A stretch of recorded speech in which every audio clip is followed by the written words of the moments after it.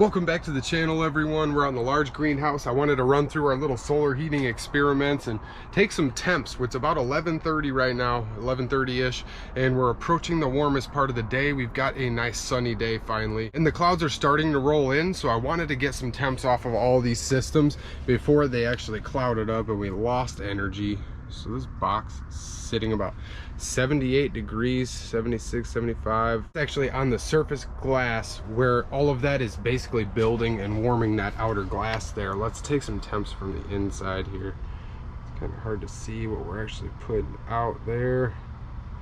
So without getting in the way of the fan blades, we're putting about 73, trying to get up in there, 74 degrees coming out of there, and I can physically feel the actual warmth blowing out of that box, and it's definitely doing some work. It is warming our greenhouse up along with the sun. I'm going to turn my water on here, spit some water out here about 30 seconds after I clicked her on. Ooh, that water is like burning hot. Burned my finger there. You guys can see the steam rolling off of that.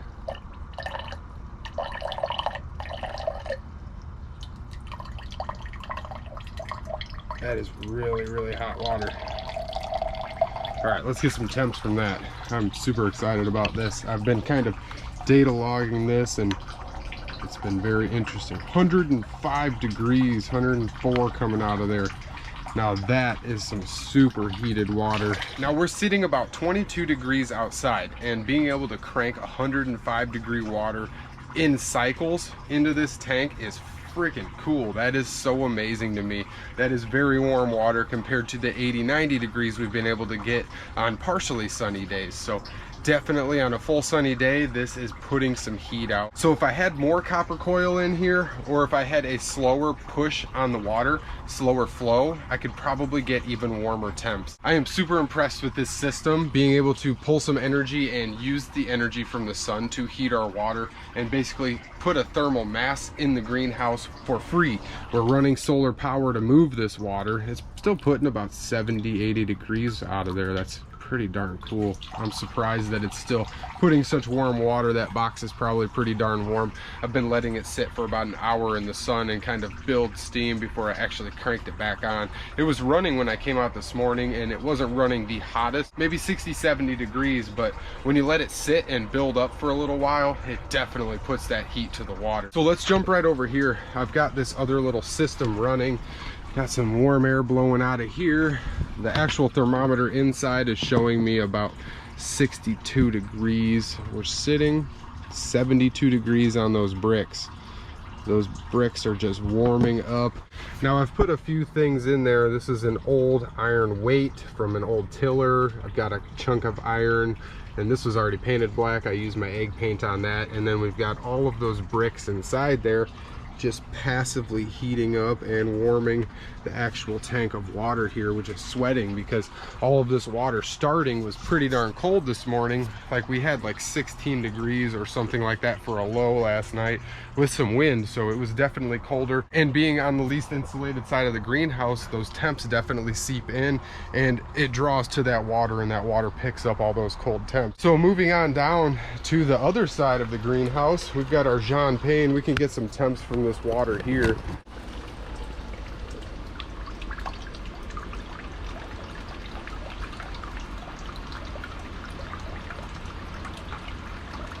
So I was holding the camera in my mouth trying to get some temps there.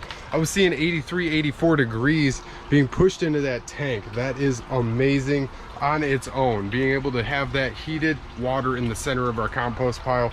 Now I took some readings from our air here, and the air is only pushing about 68, 72 degrees between that mark. Because that drain tile or our air hose that's pushing air in, 70 degrees isn't bad, but we're not putting all of that heat to it because the outside of the compost pile, it's been so cold at night that I think those temps are seeping in and kind of cooling off the outside of the compost. But as you can see, we're still cranking some decent temps through the water, and that's being transferred to the entire floor here before it dumps back into our overflow tank here. I'm gonna wash my hands off a little bit. So I've been getting my hands pretty darn dirty. I've been doing quite a bit of work, and I picked up a whole bunch of stuff to get my actual stove hooked up in here. I'm gonna pop a squat here. It feels really good in the greenhouse. It's like 22 degrees outside and kind of windy. Even though it's sunny, I still gotta have my jacket on. It's pretty darn cold out, so I'm kind of warming up in here and starting to sweat. I may shed some more layers in here, but what I really wanted to talk about is the actual piping you're gonna need, and this is nice steel type A stove pipe.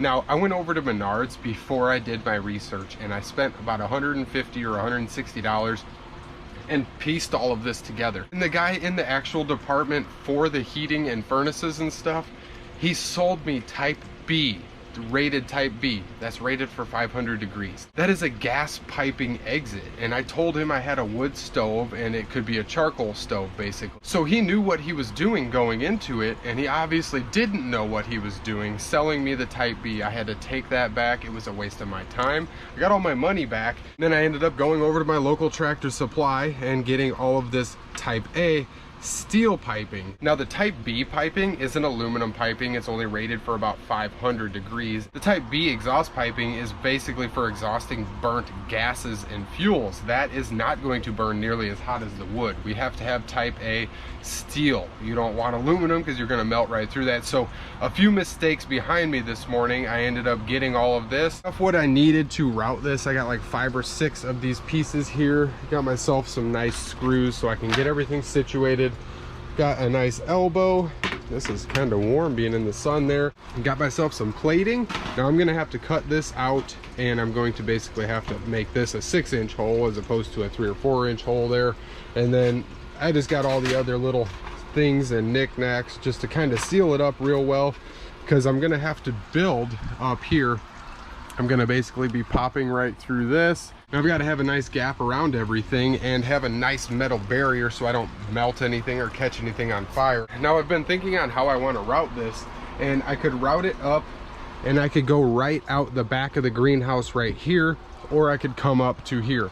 So either way I do that, just stay tuned. I'll be kind of working that out and figuring that out myself. But there was quite a bit to figure out and learn already. I have not had a wood stove, just the wood burning stove, and that requires a different type of piping. You don't have to have this thick gauge steel stove piping here. So when we set up our wood burner, it was a completely different, it was aluminum, and you were able to use a double walled nice little gap in there. And believe it or not, that is completely different. I learned the difference this morning. I did a lot of research after purchasing the wrong stuff. So I kind of want to save anybody from doing that. You really have to use the right stuff. You do not want to be melting your exhaust or your exit. You want to have the right stuff to start with and save yourself a ton of time and headache. We're sitting about 65 degrees in the greenhouse right now. It actually came up to about 70. This thermometer is sitting right on our windowsill, which is not 100% sealed. It's sealed up well. I mean, it closes nice and tight, but there is certain gaps and stuff, and it's not 100%. It is as good as I could get it for the winter time. So being able to hold that kind of temperatures in here, all of these systems are working amazing for us. Our Jean Pain heating, our little free heating systems, we are heating up the entire greenhouse, and all of these plants are thanking us for it. We're able to harvest a lot of life out here, and we're going to be able to harvest and grow much more once I get my actual furnace hooked up or my wood burner. So I kind of wanted to just run through that and talk about my experience this morning and how I had to go about getting all of the right stuff and kind of learn this and teach myself the way by doing a little research here. So when I was getting all of this situated, I ended up clearing and leveling out a nice spot to put some stone. I may move this furnace back or forward depending on how much room I gotta put in between my wall. I'm gonna put some nice fireboard, this fireproof board on this back wall here. I will put some insulation behind it, and then I will put my fireproof board. I had to move my actual solar systems over, so I moved this little solar box over here and dropped my batteries down. I'm going to be able to kind of work around these wires. They have enough play in them where I could go around the windowsill or basically up underneath the windowsill, so I'm not burning or melting those either. But one little thing I want to make an observation on is this oregano. I planted this oregano last summer, completely forgot about it, and it kind of sat in the shade for quite a bit, but it's been warm enough in the greenhouse here that it didn't need a whole lot of light to stay alive. Now our oregano outside is completely dead, completely brown, and all basically pulled back and hibernating for winter. So being that that is not in dormancy, I'm pretty amazed. That little spot of oregano gives me some hope that I can grow a lot of perennials in here next year, and I'm going to kind of do that. I'll give myself a nice perennial bed, nice perennial herb bed, so I can have all of that to harvest also. So I'm always learning by observations, whether it's a mistake or not. I just happened to stumble upon my oregano that I forgot about when I was clearing out my little methane capture kit. I'm still got faith in this thing. I'm gonna let it ride out, and I'm gonna keep it over here nice and safe, try and let it build up. I'm really quite amazed at how well all these systems work together, because this is just a DIY hoop house basically, and they are very hard to insulate and heat. Being able to have success like this in this greenhouse, being so large and all of this airspace in here, I mean, it's not the tallest greenhouse, but we've got a decent amount of airspace to heat and to continue heating, to hold heat in here. So it's very, very hard when all you've got is plastic for insulation. So that second layer of dead air is certainly holding its own, and all of these little free heating systems, like I've said, everything that we've got going on is pretty successful for us, and it's leading us down the right path. I'm basically just experimenting and showing everybody what's working for us and all of the experiments in progress. I've got a lot of work to do here to get my actual furnace hooked up, and that will be a permanent fixture out here. I've been quite excited since I got this. I've been super excited. This is the next day after I got it, and I wanted to come out and I wanted to get as much done and plumbed as I possibly could so I can start actually using this thing. We've got some pretty darn cold temperatures. It was like 15 or 16 degrees last night. The real feel was about 8 or 9 degrees, so it's pretty low, and those are very cold temperatures, and if we get those cold temperatures seeping in,